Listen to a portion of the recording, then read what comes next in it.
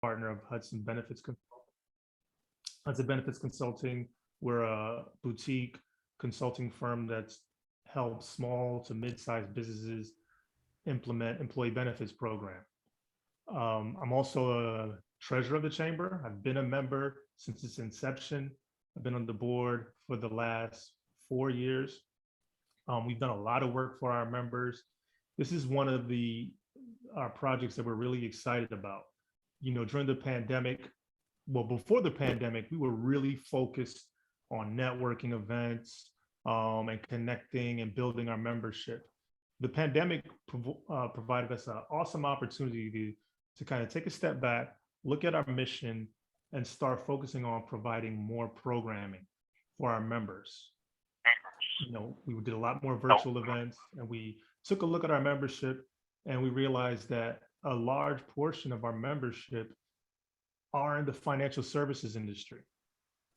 So, you know, the leadership came together and decided it would be important to put together a group dedicated to highlighting, marketing, making the services of those members that are in the financial services accessible to our members.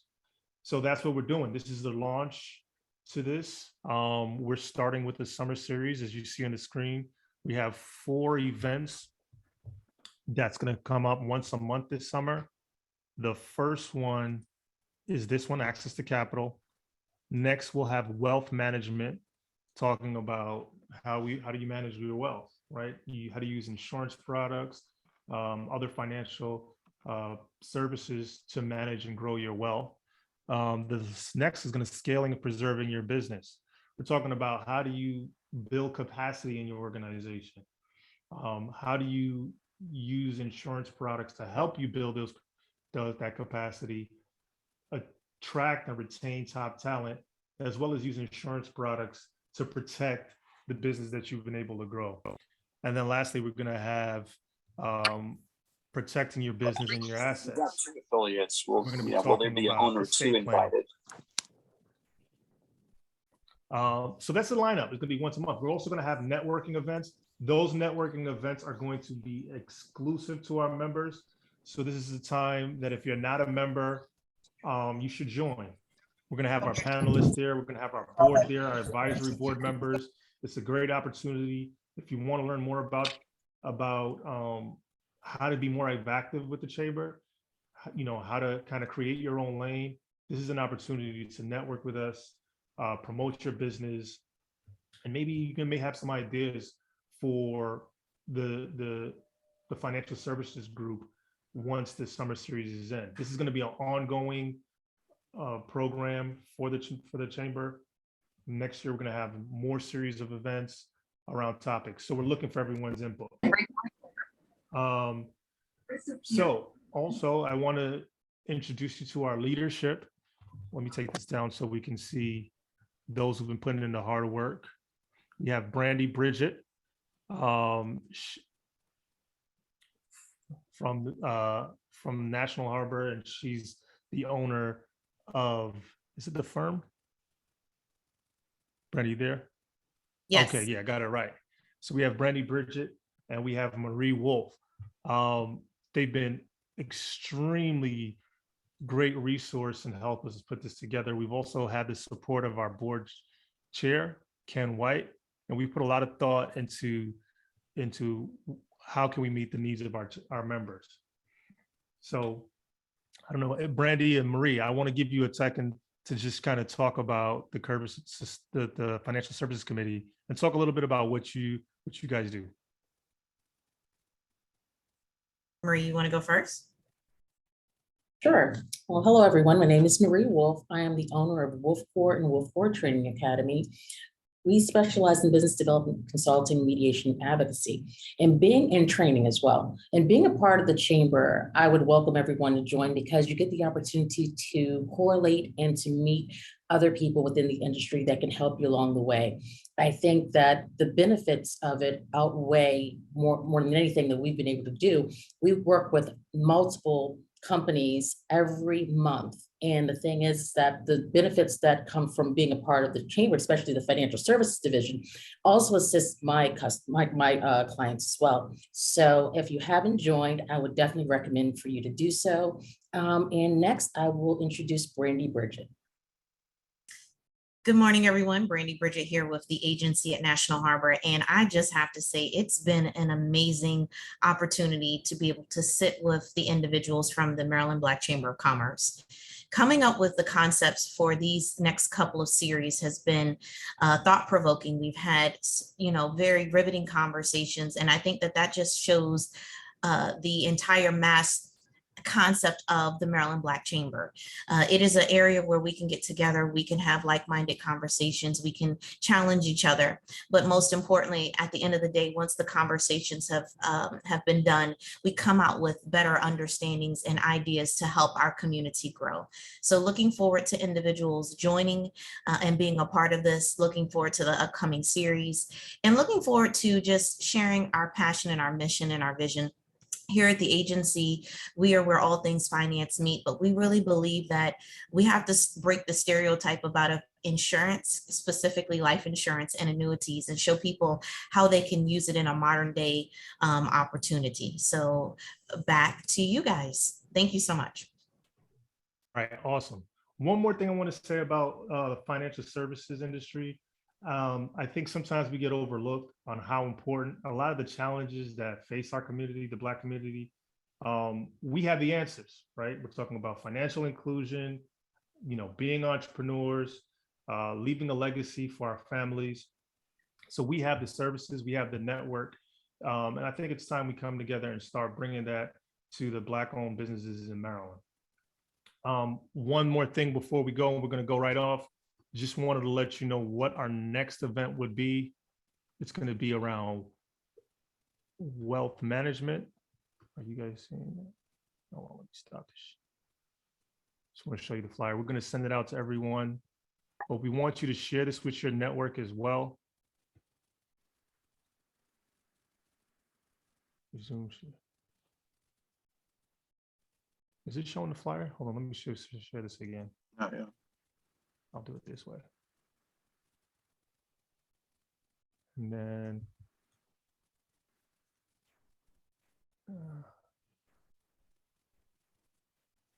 okay, we'll send it out. I'll have Melissa, could you add that to the chat so that everyone has the next flyer for the next event? It's going to be on wealth management, just talking about how do you manage your wealth? How do you use insurance products? And a big part of this is that we want to drive the conversation. We want to be the thought leaders on the financial services industry. All right, so we have a special guest with us today. And then we're going to get right started on our panel. This gentleman's name is Larry Webb. He's the District Director of the Small Business Administration in the Washington metropolitan area. He serves, again, as the District Director for the SBA. He leads a team that supports small businesses throughout the DC area, Northern Virginia, and suburban Maryland. He joined the SBA as a Siegel legal counsel in 2011. His most recent position was the lead attorney for SBA's outreach and marketing team, during which he oversaw public-private partnerships, gifts to the agency, memorandums of understandings, branding, social media, and marketing. Before he joined the SBA, Larry Webb served as the Assistant Director of the Law for the City of Cleveland in Ohio. During his tenure, he helped the Office of Equal Opportunity to streamline and bolster its enforcement procedures. His earlier roles include being a criminal defense attorney, business analyst, and executive director of a nonprofit organization. He holds a JD from Case Western Reserve University School of Law and a Bachelor of Arts degree in History and Political Science from Culver Stockton College in Missouri. He's a husband and currently resides in Prince George's County, Maryland. So Larry, I really appreciate you being with us. I'm going to give you the floor. And you can talk to us a little bit about the SBA and the services and how our members and those on the panel and those in our audience can get access to capital or there for their clients as well. Thank you very much. And thank you to the Maryland Black Chamber for inviting me to this event. I am very, very happy. And of course, I want to thank Ken White for his partnership in the past. And I know that we will continue to do so in the future. I also want to thank my WMATO team, the Washington Metropolitan Area team, and specifically Jack Sparakis, who is on the call today to support me. I cannot do this work without them. Just want to give you a little history about myself and why I'm here today to share this information with you. As you heard from my bio, I grew up in the Midwest. I'm not actually from Cleveland, I'm from Missouri. Spent 20 years there. Part of that was in college and then moved to Cleveland, Ohio, and spent 22 years in Ohio, both in Cleveland and Columbus. During that time, and this is an interesting thing, at least to me, I actually started a business, and I didn't actually think about it as a business or the fact that I was an entrepreneur because I was doing mission work as far as I was concerned.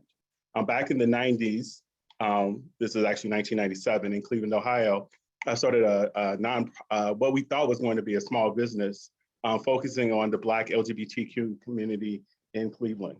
We thought there was a market there, and we thought that we could, a friend of mine and I thought that we could capitalize on it.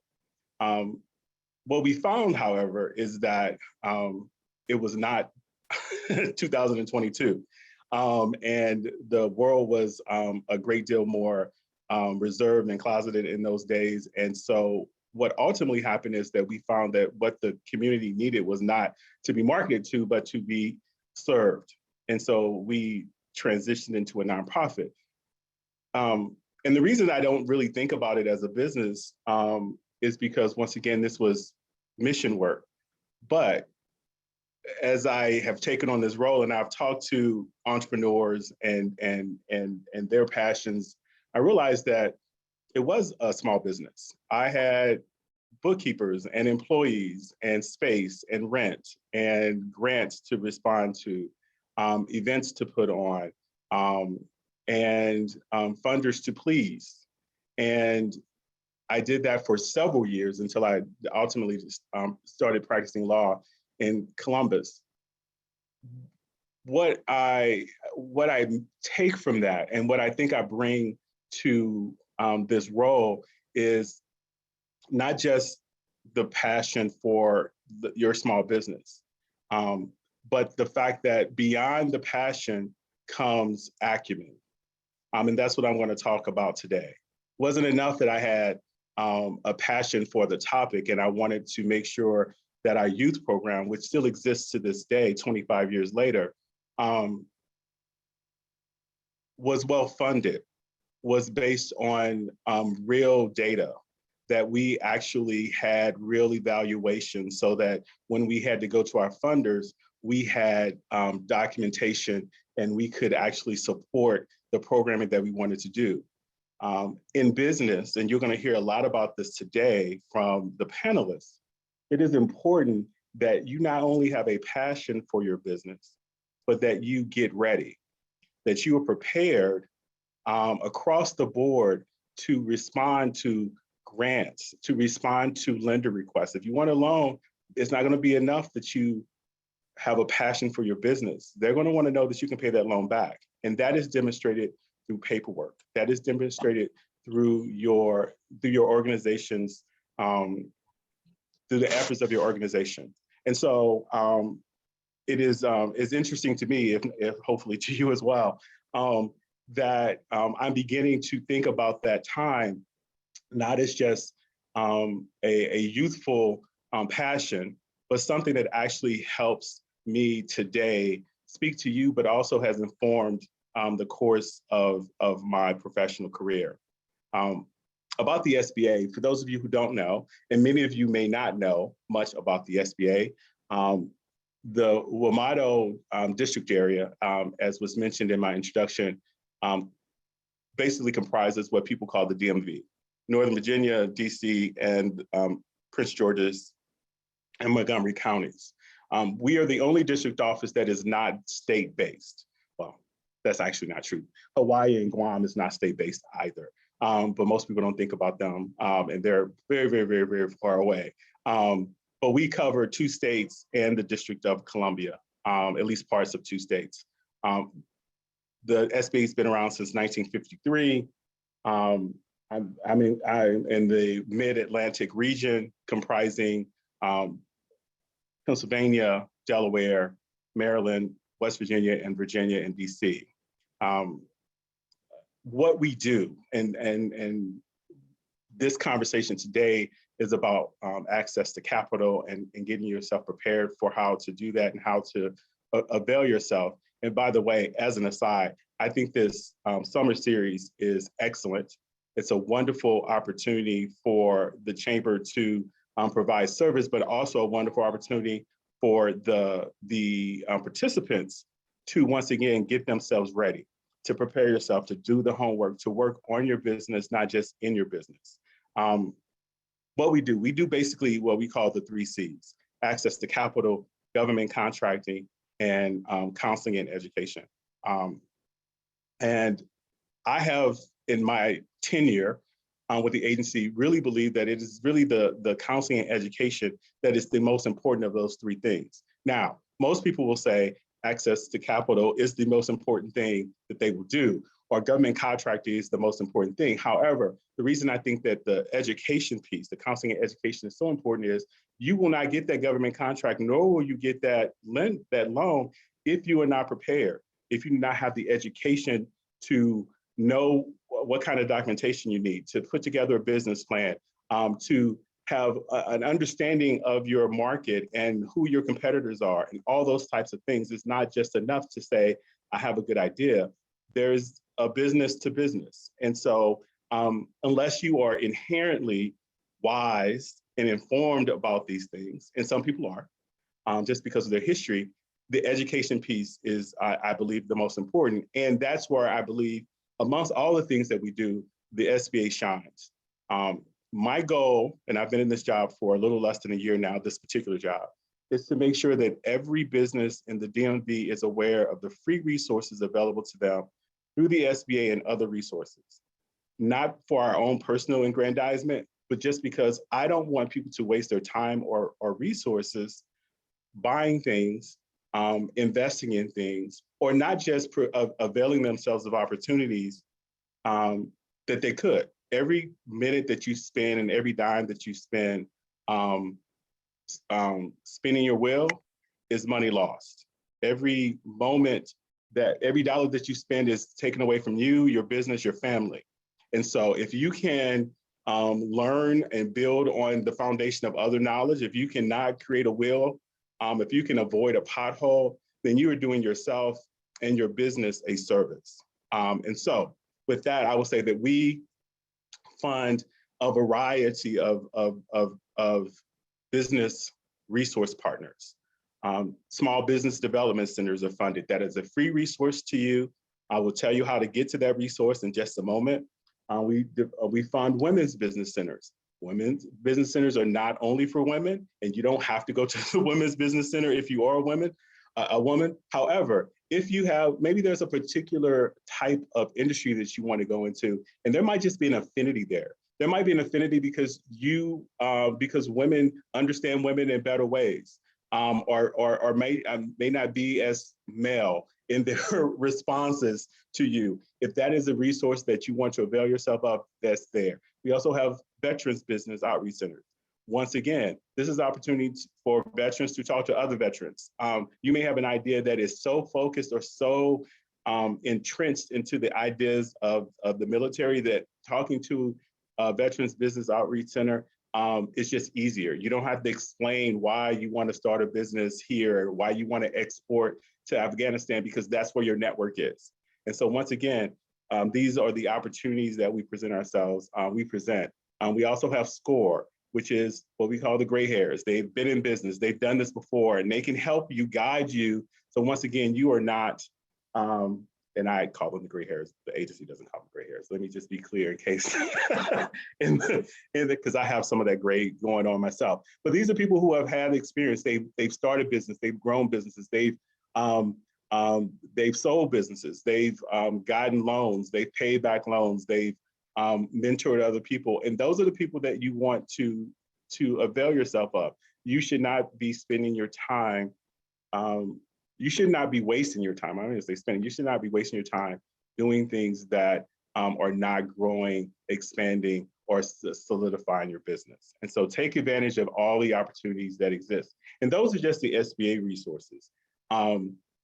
Prince George's County has resources, Montgomery County has resources, Fairfax, et cetera. So if you're a business owner, and I assume that you are, if you're on this call, or if you're thinking about being a business owner, please, please, please avail yourself of these opportunities so that you are not, you're not spending more time than you need to grow your business.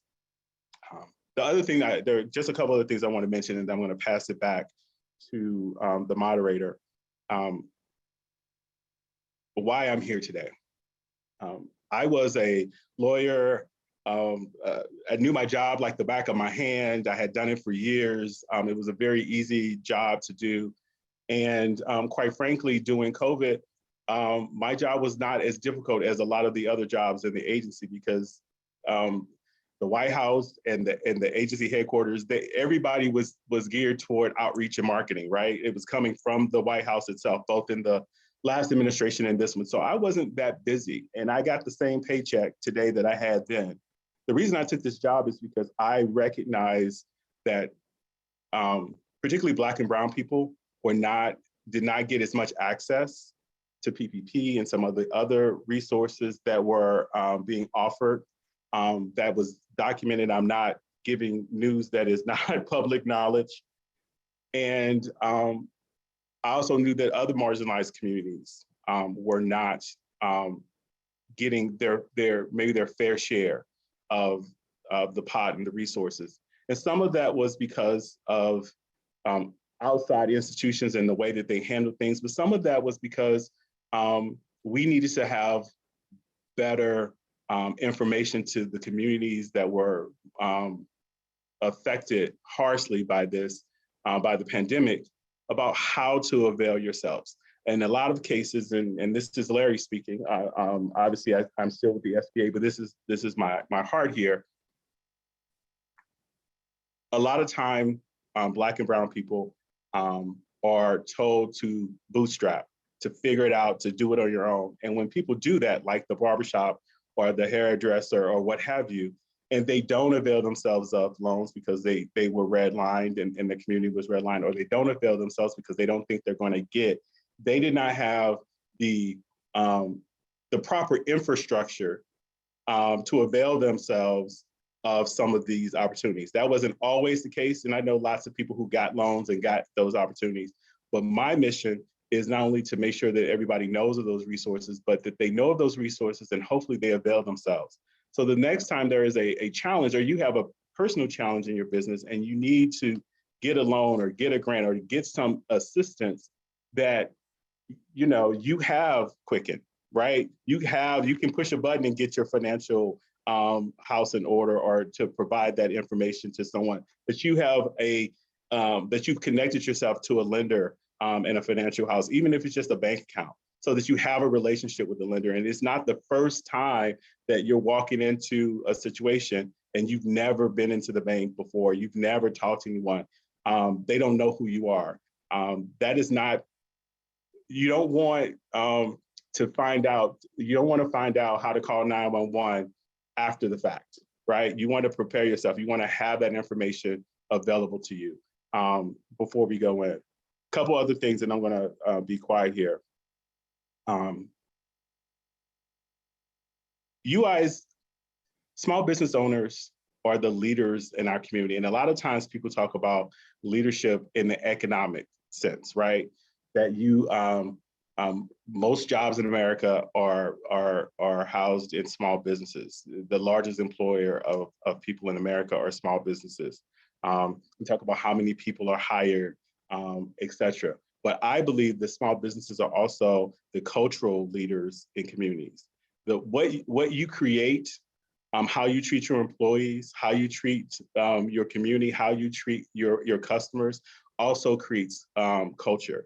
And if particularly in, communities, if you can hire people, if you can start a business, if you can hire returning citizens to your business, that helps the culture of a community. So it's not just economic, it is how people feel about their community. It's how people interact in their community. If you are housing open houses so that people gather in your store or in your space, that's about community as well. So it's not just leadership in an economic sense. And while that is important, we also are and can be drivers of community leadership as well.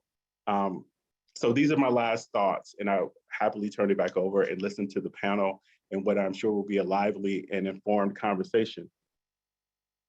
Be ready. I've said it before. This is an opportunity for you to learn today, and I know this will be useful. Take notes, contact these folks that are providing information today. If you have follow-ups, contact the chamber. Get ready. Invest in your business. One of the things that is probably hardest, and I've had this conversation even in my short tenure in this role, people don't know when to invest in their business. It's a risk, but if you don't invest in your business, it's not going to grow. And so you have to take the risk.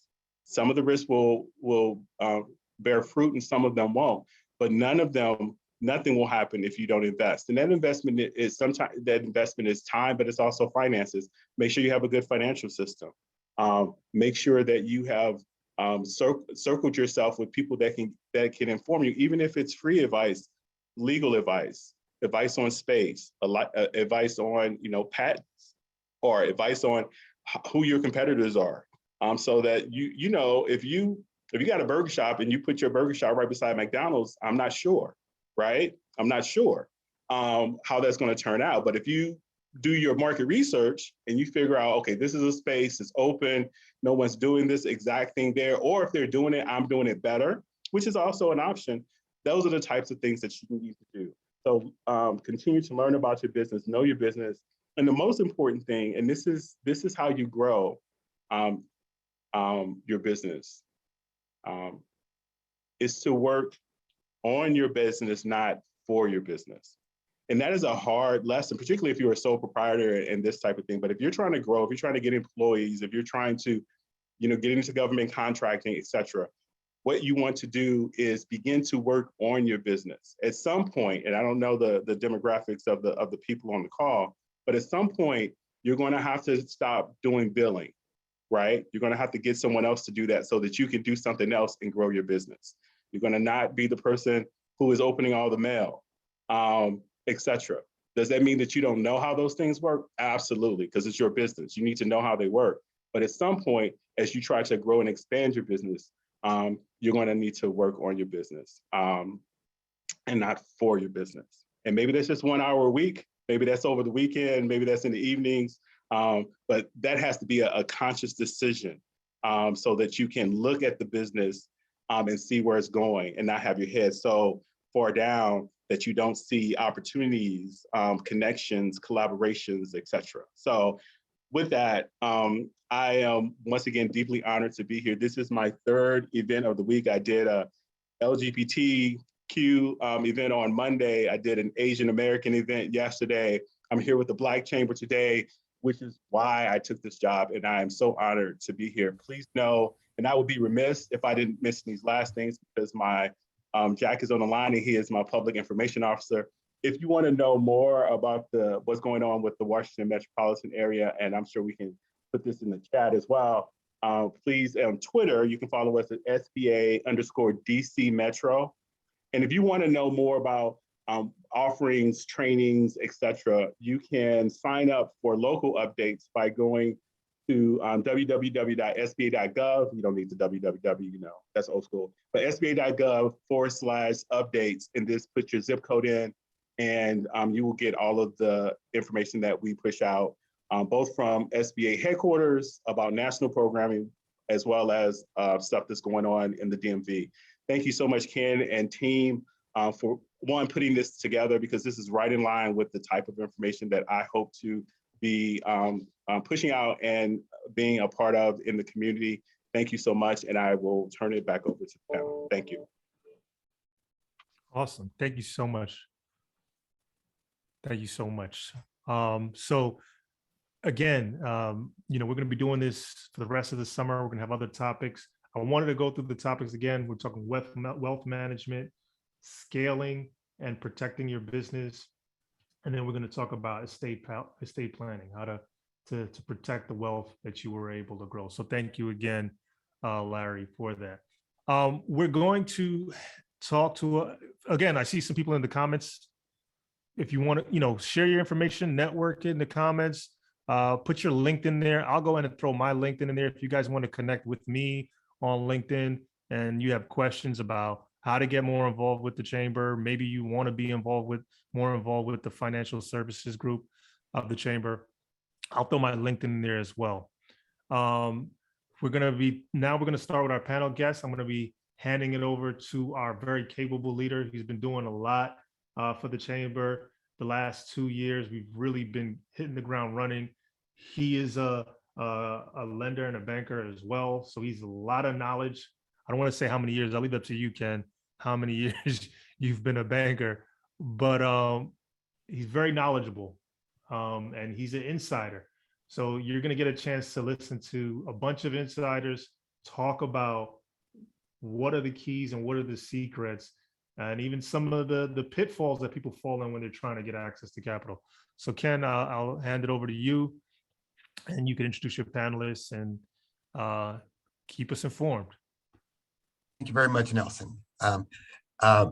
Before we move forward, Larry, thank you very much for those words of wisdom. The Chamber thanks the SBA District Office for our partnership. As you know, we just completed a series. David Hinckley just did a 3-part series for us, and he and I are putting together what our curriculum looks like moving forward. So thank you for that. And thank you for the SBA and all that you do. And so with that said, we're going to move straight into our panel discussion. We're going to do 3 rounds of discussion. So first, each panelist is going to take a minute to introduce themselves. And then we're going to come back and each panelist is going to give you a quick overview of their organization and the financial offerings that they have. And then we're going to come back for the 3rd round, and each panelist is going to be given about 3 minutes for them to show you, explain to you, or give you directions on how to get a yes from their organization. So with that being said, let's just move forward quickly. Our first panelist, Alicia Fields from Sandy Spring Bank. Would help if I unmute myself, right? Good afternoon, everyone. It's my pleasure to be here today. My name is Alicia Fields, and I am a commercial lender and relationship manager with Sandy Spring Bank. I am originally from Queens, New York, and I wear my NYC badge proudly. I am a graduate of an HBCU. I went to Hampton University, and I am a foodie and I love to travel. So short and sweet. Thank you very much. Tiana Wells Lawson. Hello, everyone. Good afternoon. My name is Tiana Wells Lawson, and I'm a commercial relationship manager with the Fulton Bank. I've worked in the financial services industry for over 20 years. I am a mother of 2, married mother of 2. I graduated from Towson University. Go Tigers, woohoo! In my spare time, I'm also a foodie, Alicia. In my spare time, I cook, and I have a weekly blog that I actually post on social media. So I'll tell you how to follow me on that as well. And I look forward to interacting and engaging with each of you today. Thank you. Okay, so before we go into the next one, so Alicia and Tiana, you both live in my neighborhood, you're foodies, so I'm waiting for the invites. All right, I'll invite you over. All right. Next we have Lee Tillery with State Employees Credit Union. Good afternoon, everyone. It's great to be here. As Ken mentioned, I'm a commercial lender with CQ State Employees Credit Union, and you do not have to be a state employee to be a member of our credit union. I have 35 years of banking experience. I grew up in Washington, D.C., and now reside in Denton, Maryland. Yes, I am over the bridge. I love spending time with my family, most importantly, my beautiful wife. We have 4 kids. We are empty nesters. They are all out of the house. So it's just her and our 2 dogs. I'm loving it. I love reading, and I love home improvement and yard work. All right, thanks. Welcome, Lee. Next, we have Lori Bauer-Babb with Montgomery County EDC. Thanks, Ken. So good afternoon, everybody. I am one of the directors of economic development at the Montgomery County Economic Development Corporation. I have over 20 years of economic development experience, and I'm excited to be here with everyone today. In my spare time, I love to travel, and my interesting fact is that I've been to all 50 states. So it's a great thing if you ever have the opportunity to do it. It's a great country, so get out there and see it. All right, great. Thank you, Lori. All right, next up we have Stuart Smith with FSC First. Hey, good afternoon, everyone. My name is Stuart Smith. I'm Vice President of Business Development with FSC First. I grew up in a small, big town in Virginia called Suffolk. I spent many years in the Detroit, Michigan marketplace, and I've been a banker for 40 years. I'm a tech nerd. I'm passionate about playing chess. I have 2 grown adult sons, and I'm the proud grandfather of 2 little girls, 2-year-old and an 8-month-old. And I did not know it would be that much of a learning curve for me, but I enjoy every minute of that. And for the foodies out there, I'm an avid griller. Hey, all right. Thank you, Stu. And last but not least, we have Randall Nixon with Ampley Hearthstone. Thank you, Ken. Randy Nixon, Ampley Hearthstone Capital. I'm the CEO and General Counsel. I'm a recovering attorney. I'm still recovering. It's a 12-step program. Most folks don't know that. I have moved 300 feet in my entire life. I live on the family farm in West Friendship, Maryland. And I moved apart from college and graduate school and law school and business school, I've moved 300 feet from my parents' house to my house. Wow. And I'm an aging bike racer. I've been racing for 40 years, and one of these days I'm going to get it right. All right, cool. Great. Thank you for those introductions. Next, we'll move into our 2-minute presentation reflecting the overview of your organization. So I'll turn it back over to Alicia.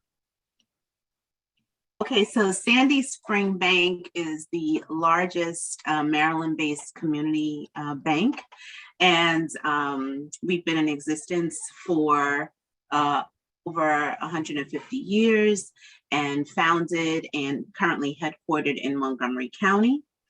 We provide the full breadth of services, commercial services, as well as consumer services. And it's competitive with that of the larger institutions, different savings and checking accounts, loan products. We have treasury management, wealth management, insurance products, just the full gamut. Currently, I'd heard this said before, and boy, is it true, that banks have appetites. And so sometimes banks are looking for those, owner-occupied real estate deals. And right now we are heavily looking at C&I, those lines of credit for our government contractors and developers and that kind of a thing. So if you're out there and you need a line of credit, please reach out. We have all the products that you would typically need. All right, thank you, Alicia. Tiana. Okay, Fulton is a community bank that has a huge focus on housing assistance, economic development, financial literacy, and community impact. One of the key benefits with establishing a banking or a lending relationship with Fulton Bank is our local decision-making. What this means is if you live in Maryland, you're going to have someone from Maryland, right here in Maryland, making the decision on your loan. And that's very important. That's very important because you want someone to understand the community that you live in, that you work in, and that your business resides in. We have a robust lending program. I personally assist clients that have lending needs between 500,000 to 20 million. That's me personally. But we finance C&I, commercial and industrial loans, investment real estate, equipment finance, healthcare financing, commercial, community development lending, agricultural services, and dealer services. And that's just a few of our lending capabilities. But I'd love to speak with you and tell you more about how Fulton can be your bank of choice. Thank you. All right, thank you. Mr. Tillery. Good afternoon once again. CQ is the largest credit union in Maryland, and we just hit a milestone. We just passed $5 billion in assets a couple of weeks ago. Again, like Fulton Bank, we have true local decision making, and like Tiana said, I can't stress enough how important that is. 9 times out of 10 when I submit a deal, our credit team knows the market, they know the area, they know the building, or they know that business. So it does make decision making a lot easier. We offer loans for investment real estate, which includes multifamily, single family portfolios, shopping centers, and hotels on a case-by-case basis. We also offer owner-occupied properties, finance for owner-occupied properties, lines of credit, equipment loans, and SBA 504 loans as well. Personally, I handle loans anywhere from 1 million to 15 million, but we do have lenders on our team that will handle loans below 1 million. And we pretty much, we're very quick shop over here. When deals are submitted, we get things through the pipeline pretty quickly. And like I like to tell my borrowers, if you're in line at McDonald's, you see the sign that says, you know, have your money or have your debit card ready, you get to the window. I'm as quick as you are. If you have everything ready, then I can get your deal done in a few days. All right, thanks, Lee. Next, we have Lori. Thank you. So MCEDC is the economic development organization working on behalf of Montgomery County to help you find what you need for your business success here in Montgomery County. As a public-private partnership, we collaborate with state and county officials along with private companies to help connect you to resources, site selection, funding, incentives, permitting, and more. The reason we're involved here today is we were just awarded an initial allocation of $1.5 million from the state of Maryland through their video lottery terminal VLT fund program to serve as a loan fund manager. And we'll be partnering with the Latino Economic Development Center, LEDC, as our loan underwriter and servicing agency for this new loan fund program that we're calling the ACE Loan Fund Program, Accelerating Community Excellence. So eligible applicants for this new loan program for us will be small minority woman-owned businesses. 50% of our allocation has to go to businesses in the targeted areas surrounding the casinos in the state of Maryland. The other 50%, we're going to be marketing and targeting specifically to small minority woman-owned businesses right here in Montgomery County. So this is a new thing for MCEDC to be in the lending arena, and we look forward to partnering with our commercial lenders to refer clients to us who may not qualify for some of the loans that they're looking to do. Thank you. All right, great, Lori, thank you. Stu. Right, Stuart Smith again. I work for FSC First. We've been in business over 40 years, and we're the best kept secret in the entire state of Maryland. Some people think that we may just work for Prince George's County small businesses, but we serve the entire state. We consider ourselves the premier non-bank lender in the marketplace. With that being said, we're not a commercial bank, we are a community bank. We're the best alternative lender in the marketplace. On a daily basis, we try to address the credit needs of the small business community, anywhere from $25,000 to over $5.5 million through a multitude of programs we have in our toolbox. We're an SBA lender. Like Montgomery County, we have been an excellent VLT lender. We get funds from all the local state governments, and we also get funds from the 13 banks in our marketplace so we can make loans to the small business community. We have $40 million to lend, and I want to highlight that again. We have $40 million to lend, and I want to put every penny on that on the street next year by SBA programs and through FSC First.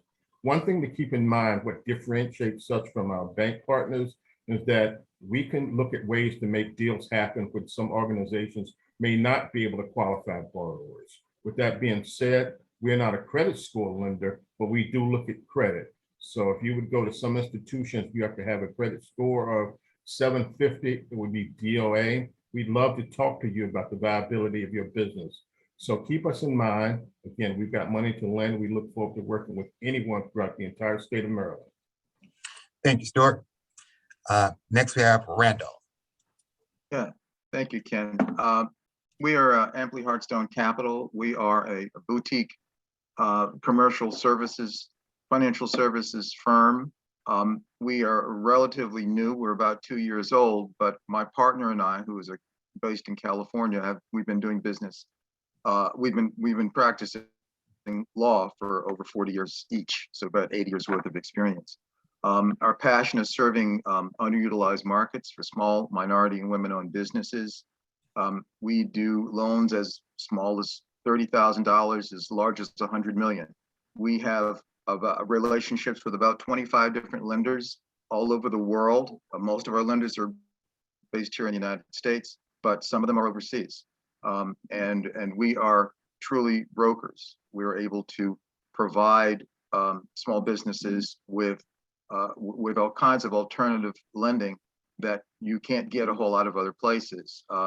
The typical experience of small business owners is that they develop a relationship with banks, and they find that that they're good depository customers, but that the banks won't lend to them. And so we provide the alternative funding for small businesses that don't fit a cookie cutter. And ironically, some of our best customers, best referral customers are banks, because banks want to keep those depository relationships because those are assets for their businesses. What we do is, and typically we get a small business owner who comes to us and says, I want to take my money out of this bank. And we say, no, we don't want you to do that. We want you to maintain your relationship with your bank.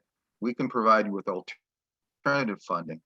The bank enjoys that because they get to keep that depository customer, and they can provide them with other retail services that our lenders are not interested in providing.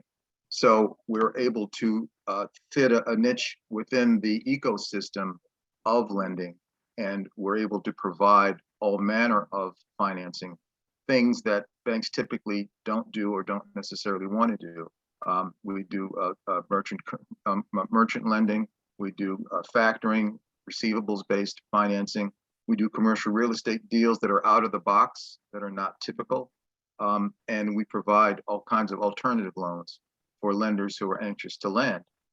We also have private lenders, private individuals who are interested in providing loans within certain niches. And finally, we also have philanthropic relationships with philanthropies that are interested in providing both loans and grants to nonprofits and to churches. Thank you very much. Good information to everyone. We're going to move into our third round of questions.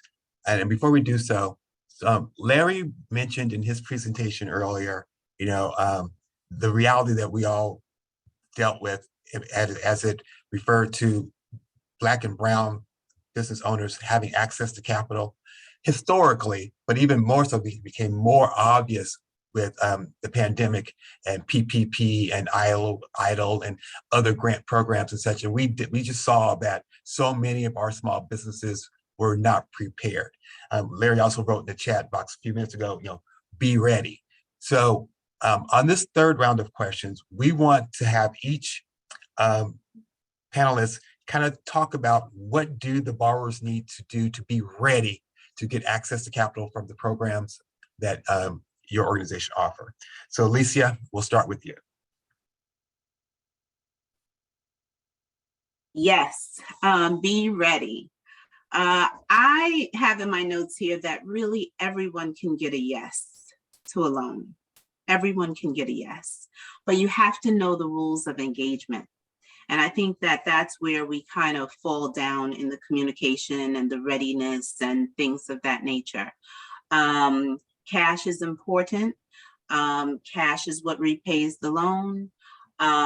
Debt service coverage ratio is, I think that's king. Debt service coverage ratio. That's how banks primarily determine the health of your financial condition, and also your comfort in the ability to repay the debt.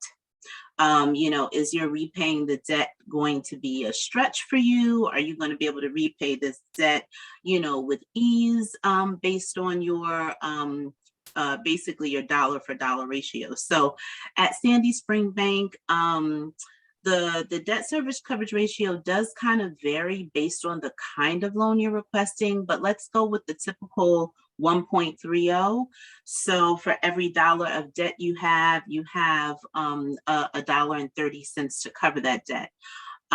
Income divided by expenses. And then there are some, variables in there, your add backs for your depreciation and your interest and that kind of a thing. This is why you want to be able to sit with your banker. But first and foremost, if you think you're going to need a loan, you should reach out to your banker 6 months to a year prior to that time. So that means you're paying attention to your growth, you're paying attention to the contracts that you're being awarded, and you're gearing up and you're preparing, and so that you can sit with your banker and strategize. Your banker will tell you exactly what it is that you need in order to get to a yes. It's often the case that by the time you need the loan and you come to us, now we're trying to look at a 3-year look back, and we can't fix what's already been done, but we can say, hey, these are the things that aren't quite looking the way we need them to look. So by the time you come back to us next year, we'll have this ready. Work with your accountant. I've worked with plenty of people's accountants to say, hey, listen, this is what we need. But that communication has to be there. Let's see, what else do I have here? Getting to a yes. The financials. I've seen so many different kinds of financials. And I think I heard someone say earlier, you have QuickBooks, we have all these different facilities to use to pull down financials. Your financials need to look professional. Now, Ken and I know we spend a lot of time fixing folks up before we even send them over to underwriting, because we're like, okay, they're going to take a look at this and they're going to just say no, just based on how this looks. And there's some language that's used in banking that's maybe not so, friendly, like unsophisticated borrower and, these kinds of things. And as your banker, as your relationship manager, we are your advocates. So we want to help you to put your best foot forward, because when you get a loan, we all win. So having your financials look the way they need to look is super important. And so you're going to have your profit and loss statement. You're going to have your balance statement. You're going to have your backlog, your contract backlog, or your work in progress. And too often we ask for these documents, and then, depending upon the situation, we're helping folks, put it together, compile it. I even have samples, that I shoot out from time to time, to help people get their situation together. So give us the time. And reach out well before you actually have the immediate need for the financing.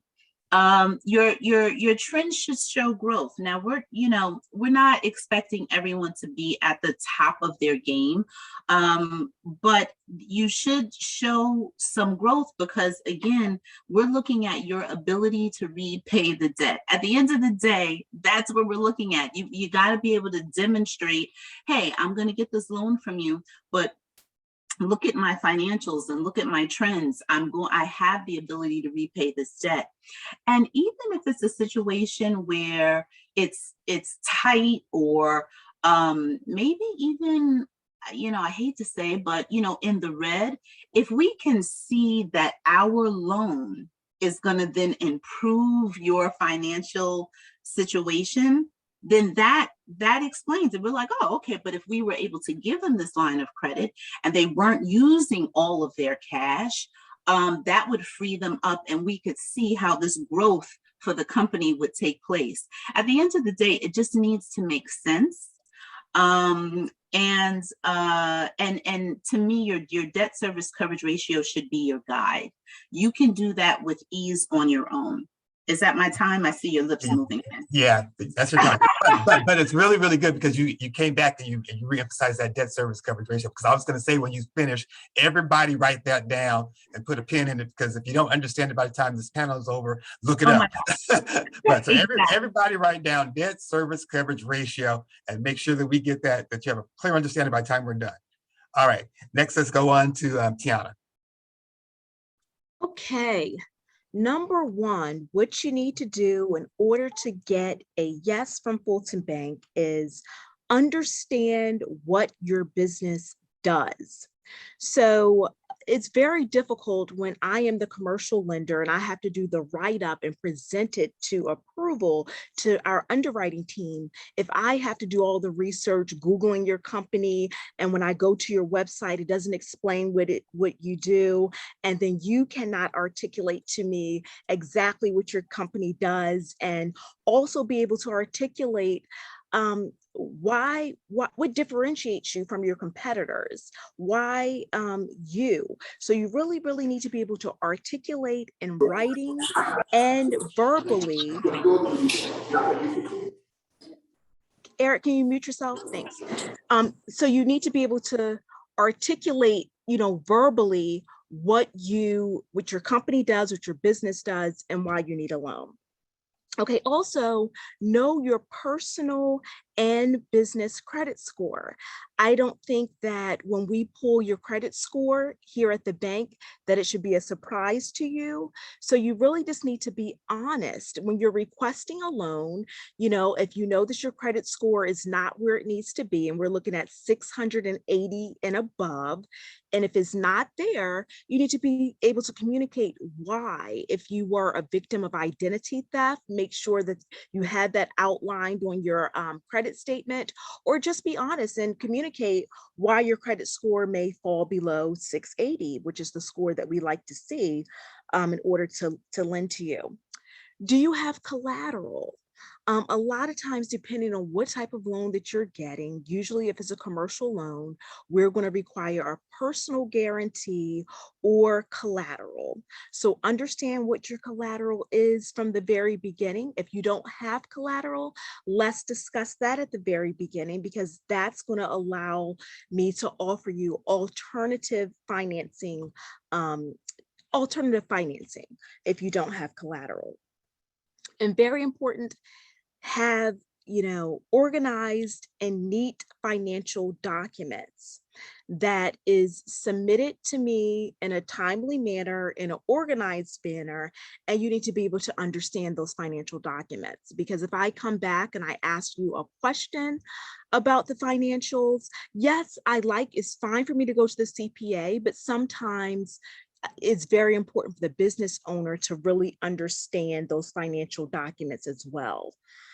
And understand why you need the loan. What are you going to use this money for? Be able to articulate that and communicate that, because when I put that in my write-up, all of that will help you as well. And then, okay, if you're in the service industry, very important. Everyone is on social media now, Yelp, Google reviews. If you have very negative Google reviews and they're out there for everyone to see, respond to your client's negative comments or the negative review that they gave you, because that helps. Because now in the underwriting process, if you're in the service industry, we're looking to see, oh, wow, you're coming to a loan for us, but you have 100 negative reviews and you haven't even taken the time to respond to your client's concerns. So really, take a look at that as well. And we like your debt service coverage ratio to be at 1.20. So you need to be able to service your debt 120%. So thank you very much. That's it for me. You heard that debt service coverage ratio. Put a star by it. Keep going. Tiana, I thought it was very interesting. You opened up with know what your company does. How many of us lenders have read a business plan or gone to a website and still scratch your head and said, I don't actually know what that business does? Yes, yes. It's very hard to lend money if you don't know what they do. Very interesting. All right. Thank you, Tiana. All right, Mr. Tillery, you're up. Good. Debt service coverage. I'm going to start there again. I do want to add one more caveat to it. Global debt service coverage, where we combine your personal and the business, what you owe and what you make, and we combine it into one score, and then we come up with a global debt service coverage. So know that as well. Important. Understand that in most banks, and I know we at CQ, we're cash flow lenders.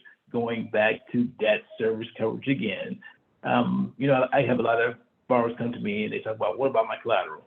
Yeah, we need collateral, but we don't want your collateral. We want you to pay us back. We want the money to pay the loan back. That's what we base our financials on. We want you to pay us back. Be organized and have financials ready when you come to us, and know your numbers.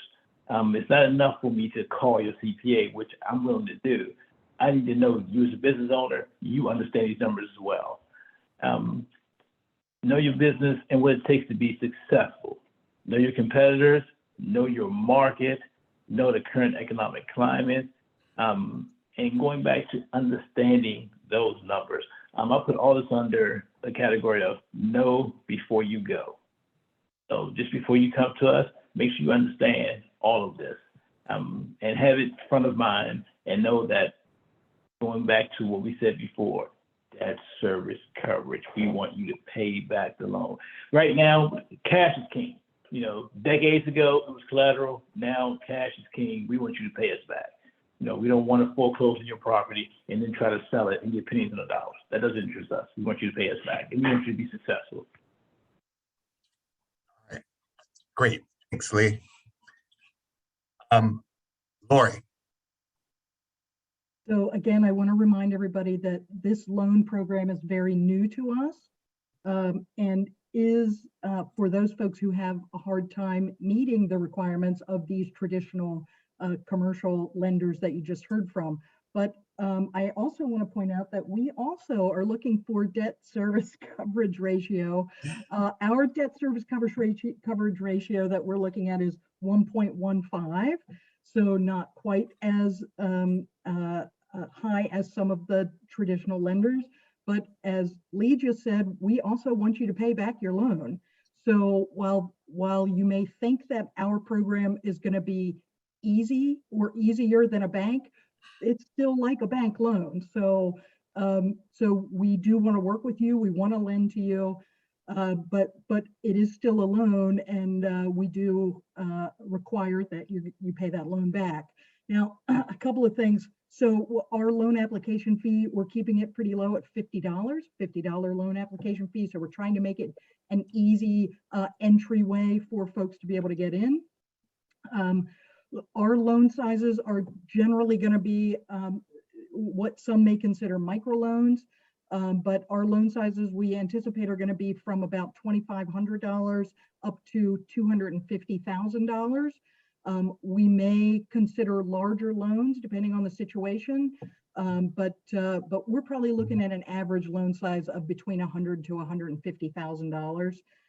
Which again, for some of the traditional lenders, that's too small a loan for them. So we do anticipate that we may get some referrals for some businesses who are looking for smaller loan amounts like that.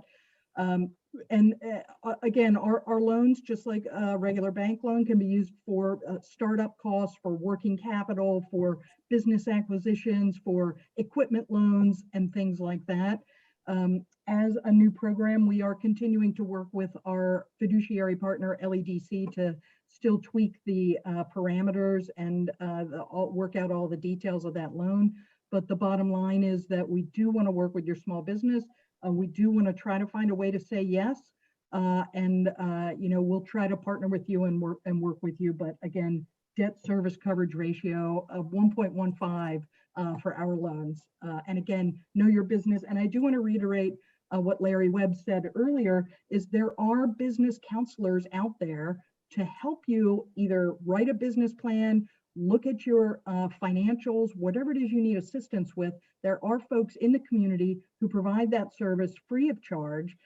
So your local Small Business Development Center, the Women's Business Center, which has locations in Montgomery County, Frederick County, and Prince George's County. There are resources out there. Please take advantage of the resources that are there. And if you need assistance figuring out what those resources are, feel free to reach out to MCEDC and we'll put you in touch with the right folks. Great. Thank you, Lori. Stu, you're up next. You're on mute. You're still on mute. Ditto, ditto, ditto. Debt service coverage ratio. We at FSC First do look at the bottom line, and we've done lending anywhere from 1 to 1 to 1.25. So we do look at the debt service ratio. And it's very important to know that when we talk to a client, that first introductory meeting, in my view, is key. Like all the bankers on the phone right now, we take so many calls, we interact with so many people. It's incredible for us to hear an excellent elevator speech as opposed to a tale of woe. Tell us what you do great.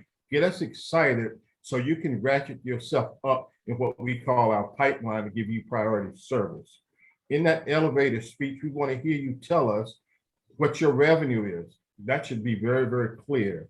You should know what your net income is. That is the expenses from your revenue. From that, we can look at what your debt service coverage ratio is. Now, one thing that you've not heard, you've heard people talk about existing debt service ratios, but we look at your projected. Way to go, Stu. As well. So we look at, if you're running kind of tight, we want to see what you're going to do in the next 2 years on a month-to-month basis.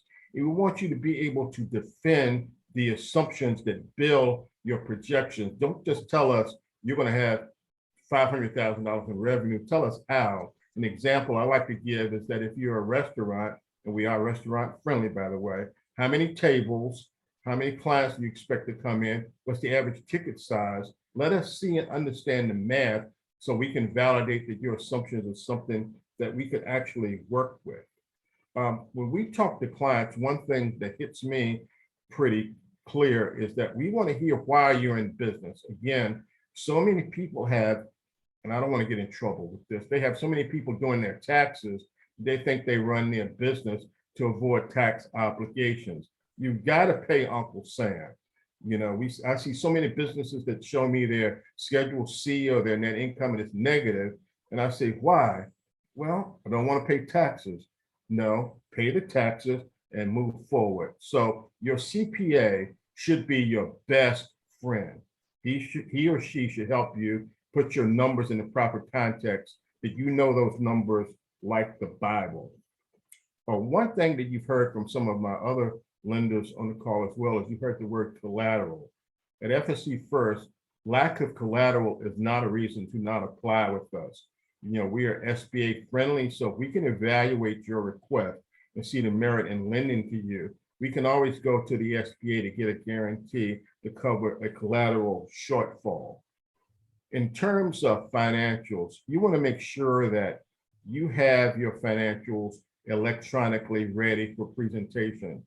Do not make the mistake of trying to give your banker JPEG images of every page of your tax return or your financials. Don't do that. Make sure you've got those assembled into one PDF.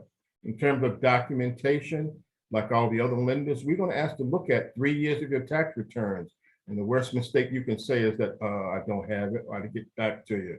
That's a red flag. So we do want to see those 3 years of tax returns because that is the validation of why you're in business. And that does differ from some of your profit and loss statements that you have prepared.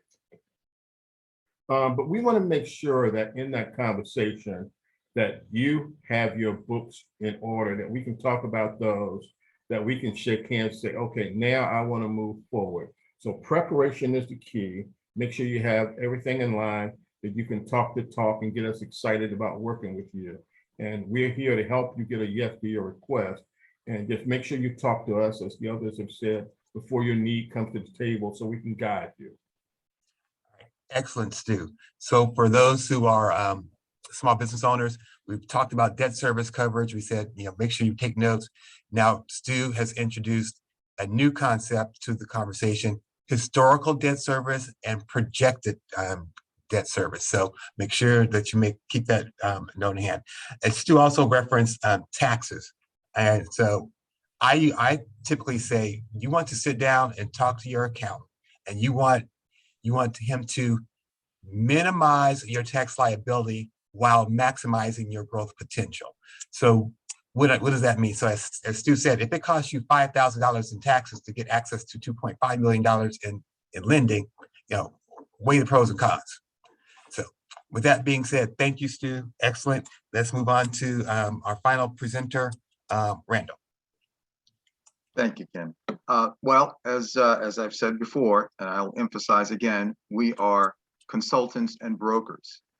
We represent and we work with actively about 25 different lenders. So we're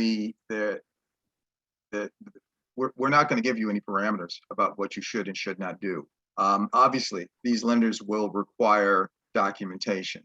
And the more documentation you have and the more thorough it is, the better you will fare. But we believe that there really is a universe of alternative lenders out there. And we recognize that life doesn't always go smoothly. Businesses don't always the business plans are worth the paper that they're written on, even though you have to write them. They don't always come out in an ideal way. So we recognize that. Many of our lenders recognize that. And some of the lenders are focused on more traditional lending. They're very focused on credit scoring. They're focused on collateral, but some of them are not. Some of them are alternative lenders. Some of them are hard money lenders. Some of them really are not particularly interested in your credit profile. They're interested in lending money, sometimes at higher rates, but sometimes at more competitive rates. So what we do in our skill set is to match what the potential underwriting requirements might be with the lender with you as the small business owner. And that is a skill set that we cultivate. Now, the other issue, which is of significance, is that there are times when you need quick cash, and the lending process seems to slow down whenever a small business owner needs quick cash. And we're in a position to provide some of that quick cash while we work on the longer term, lower interest loans that you might enjoy. It's one of the things that we tell our borrowers is that you might be in a high interest rate environment for a while we work these things out with you together. But we want you to be successful. We are determined that you will be successful, and we are going to help you. We'll hold your hand. We'll walk down that path with you together, because we've been entrepreneurs too, and we recognize the challenge, and we believe in the American dream.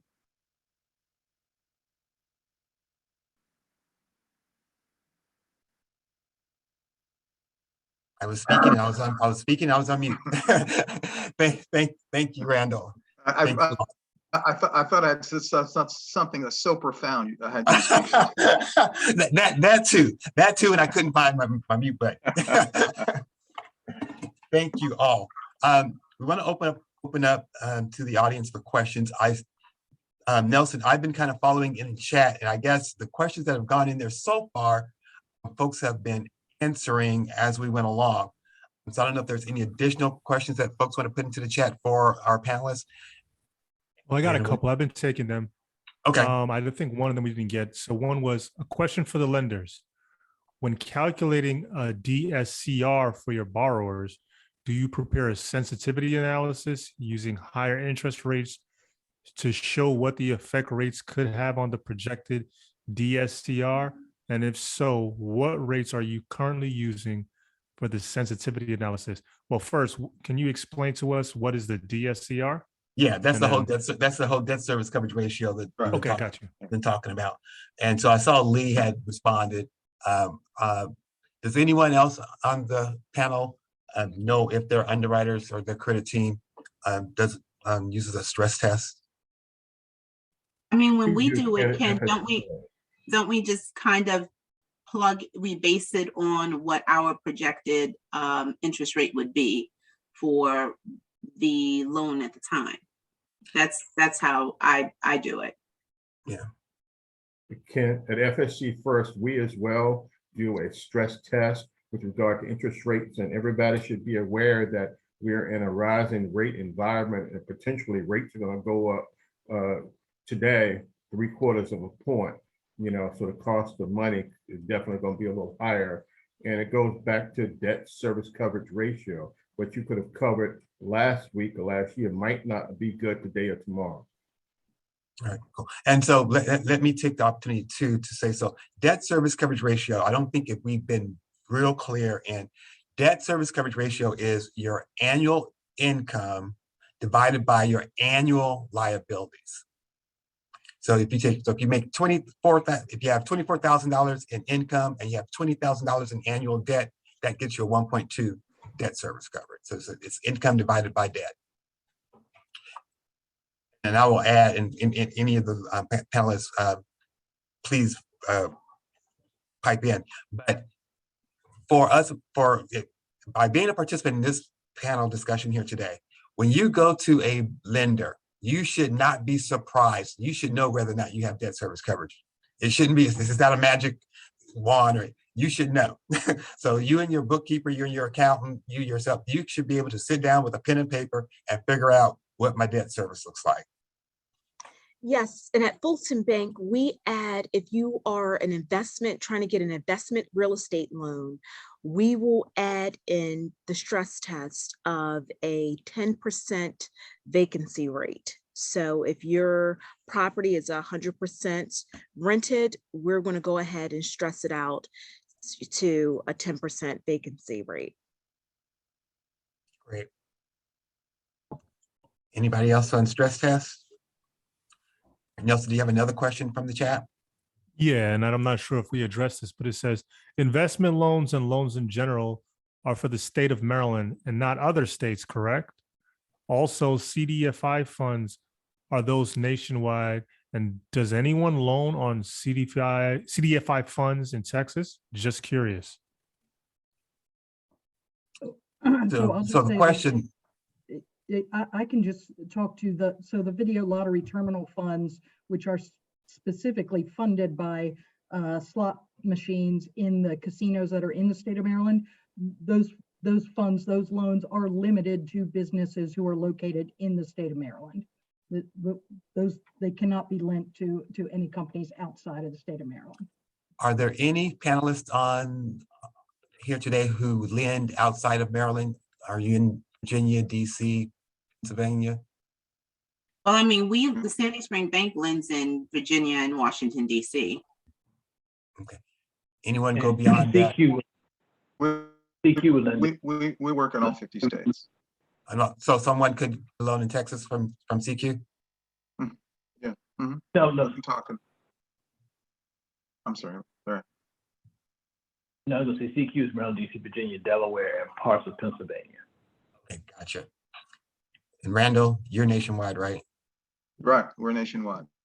Okay.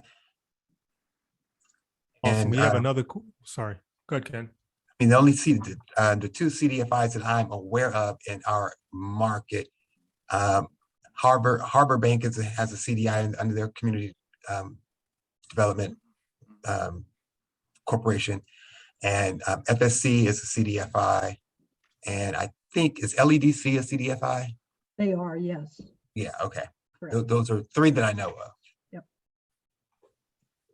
All right, we have one other question. Lori, I think you answered this question, but just for our guests who may have the same question. I'm not have seen it. It says, will the new MCEDC ACE funding prioritize small business in its current top industries, including IT, cybersecurity, agribusiness, et cetera, or will it be more broad? So we're hoping that that we'll be able, of course, to provide some loans I think to, you're on mute, to Lori. some of our. No, you're good. You're good. Yep. To some of our I don't know, target for some reason, we're having industries. some audio issues. Can you guys hear me? Everyone hear me? No, we can hear her too. So she's fine. Okay.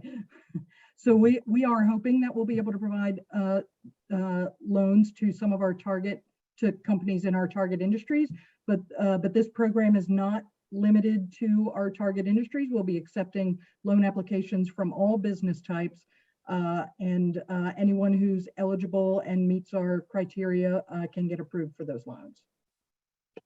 Okay. Tiana, there's a question in chat, and Tiana responded. Someone wanted to know what is a CDFI, and a CDFI is a community development financial institution. It's a special certification for community development lending. Any other questions, Nelson? Yeah, we have one more question. It says, is there any loan for startups? If so, please elaborate. At FSC First, we are startup friendly. We welcome startups, especially when an individual can talk about their expertise and the way they're going to pivot into their own startup. We lent up to $100,000 for startups in the state of Maryland.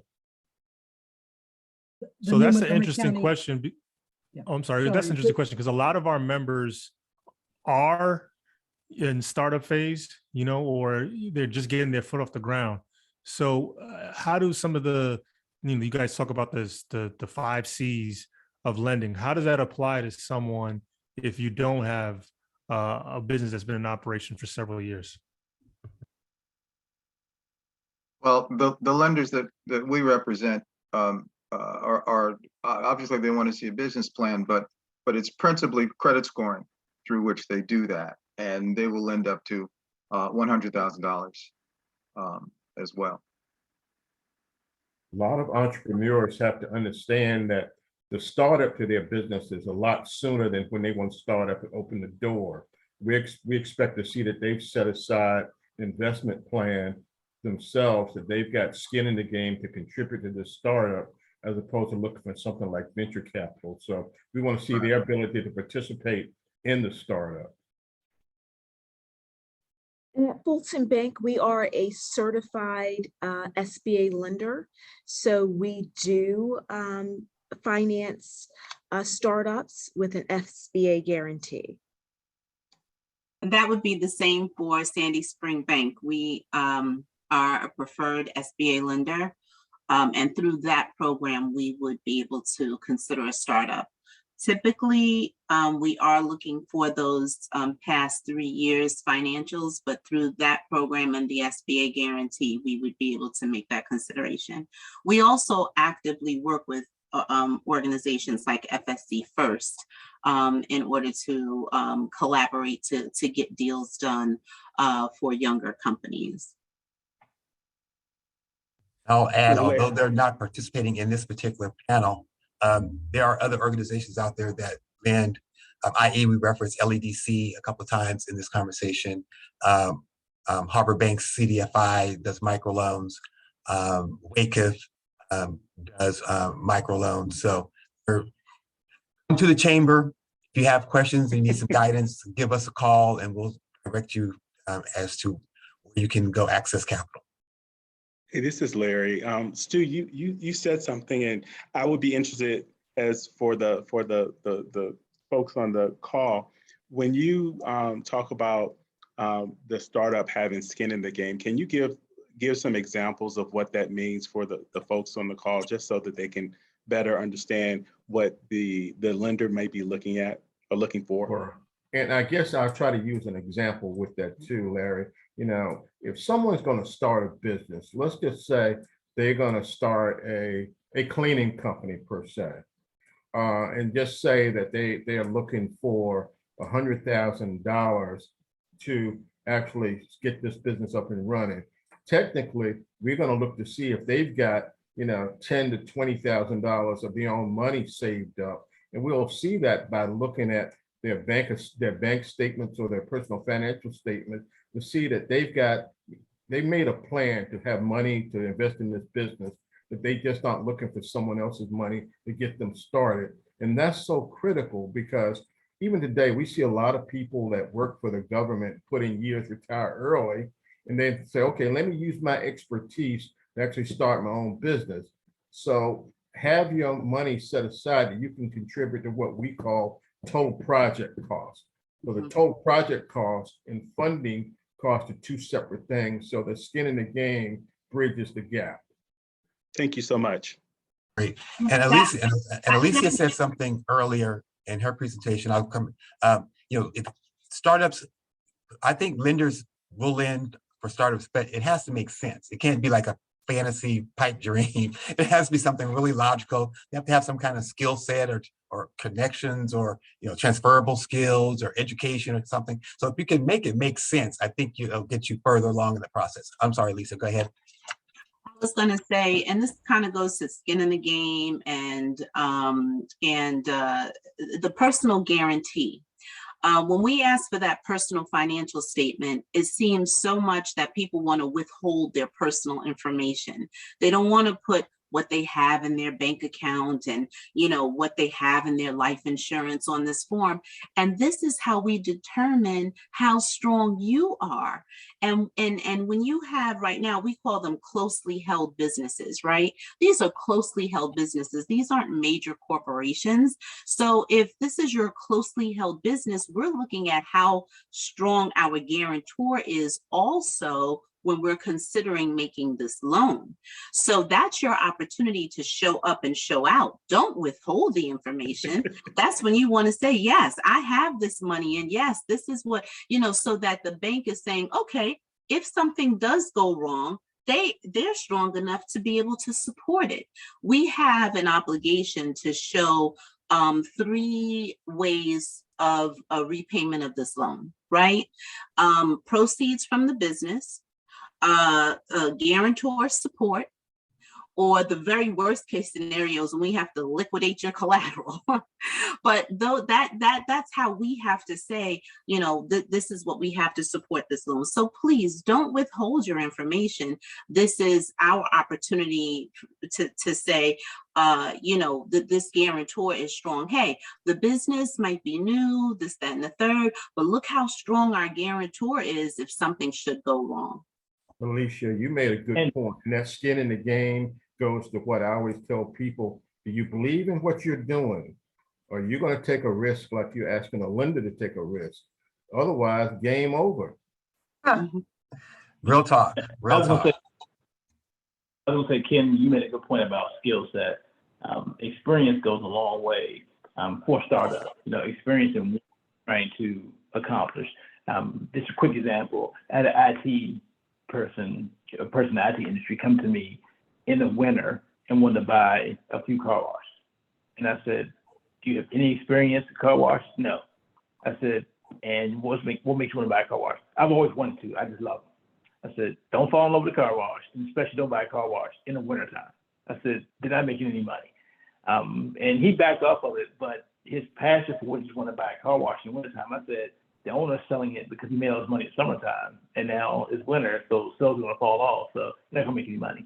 But just the fact that he had no experience in that field and wanted to move forward with it, and I thought just wait.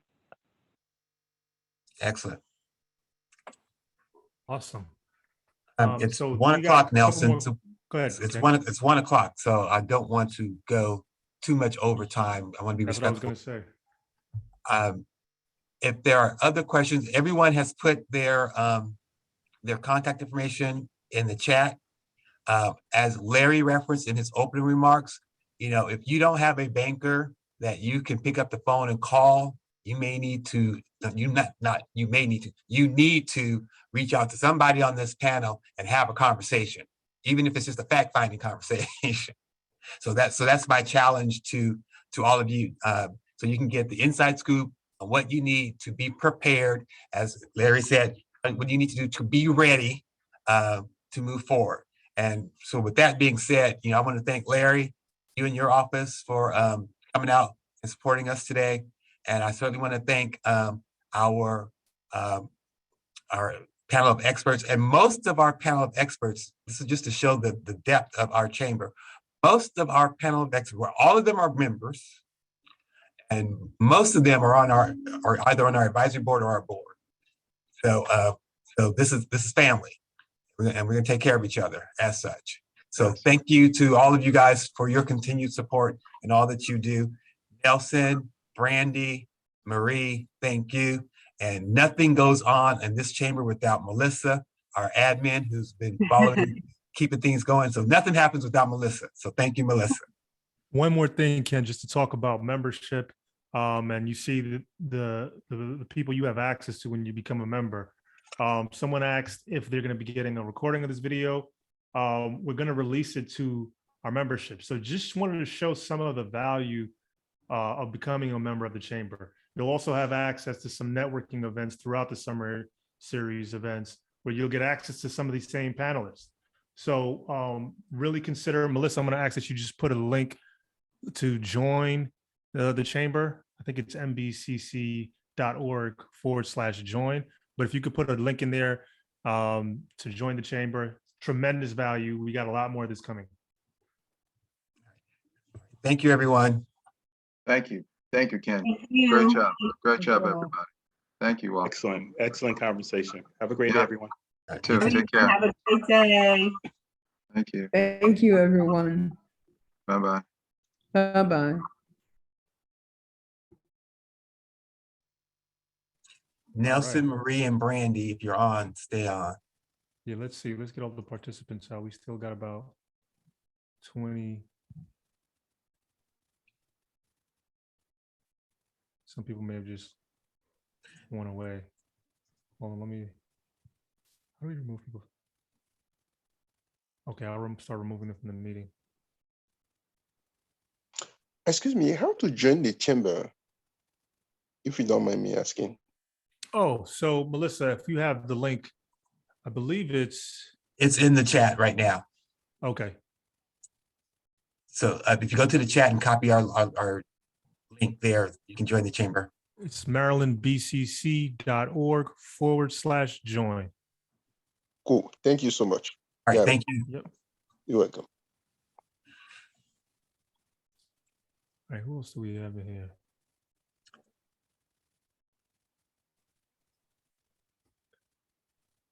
If you could help me, Melissa, remove some of these. We still got kind of a couple to do some housekeeping. All right, do we have everybody? Is that the 10? No, there's 10. Is Nini? Nini's not. Donta and AC should come off. And Nini. Oh, we could stop recording too.